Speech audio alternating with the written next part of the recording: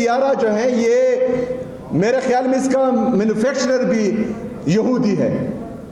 آپ کو پتہ ہونا چاہیے کہ جب عراق کے متاثرین کے لیے میں نے 4 ارب مختص کیے تھے تو پوری نیشنل میڈیا کسی کے کہنے پر میرے گلے تک آ گیا تھا، حالانکہ سب کو پتا تھا کہ وہ لوگ مجبور ہیں، ان کے ساتھ زیادتی کی گئی ہے، ان کو جبری طور پر اپنے گھروں سے نکالا گیا ہے۔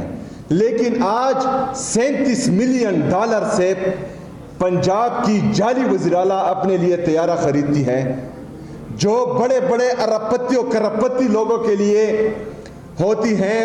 پاکستان ایک مقروض ملک ہے، IMF سے بھی مانگ کر اپنی اکانومی چلا رہا ہے۔